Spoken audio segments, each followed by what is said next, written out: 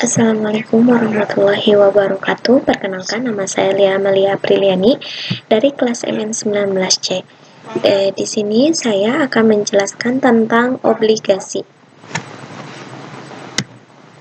Obligasi merupakan alat investasi yang umum kita temui. Obligasi sederhananya yaitu pinjaman yang nantinya akan dibayar ditambah dengan kupon bunga.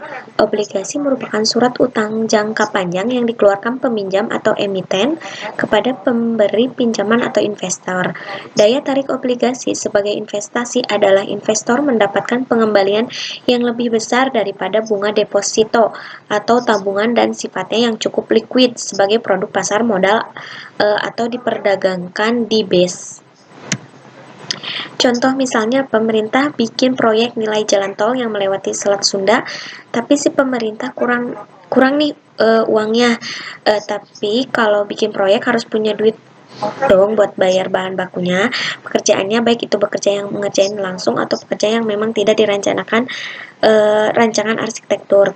Itu semua harus dibayar pemerintah, membutuhkan uang yang lebih banyak, yaitu pemerintah menjual obligasi ini. Obligasi ini bisa dibilang resiko rendah. Kenapa?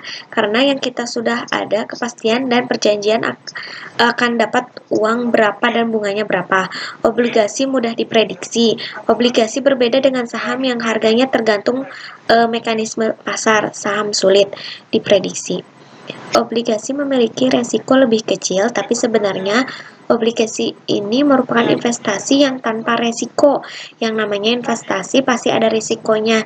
Yang harus disadari pertama, saham itu gak bisa diprediksi naik atau turunnya setelah dibeli. Nah, kalau obligasi ini angkanya tetap sudah ada perjanjian. Kalau pinjaman duit uangnya sekian, nanti baliknya sekian plus bunga. Ada kemungkinan pihak penjual obligasi tidak membayar pinjaman atau default risk.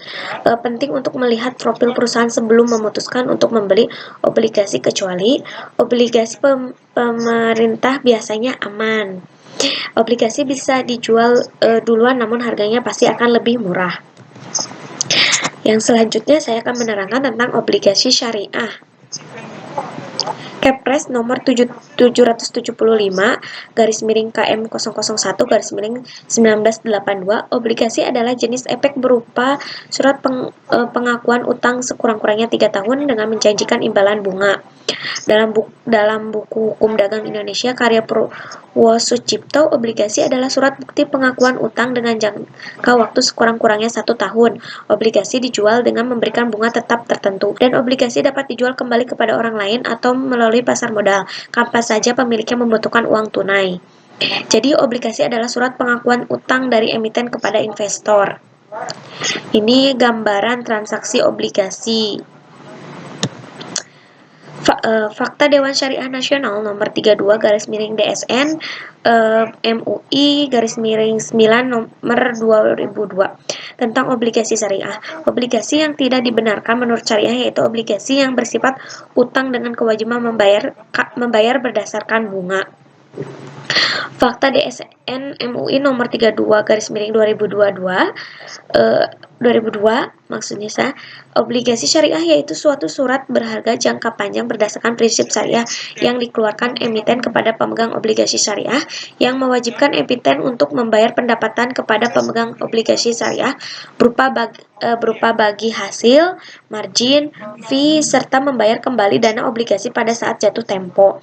Obligasi syariah dibagi menjadi 2 jenis, yaitu obligasi syariah mudharobah. Ada yang kedua obligasi syariah izaroh.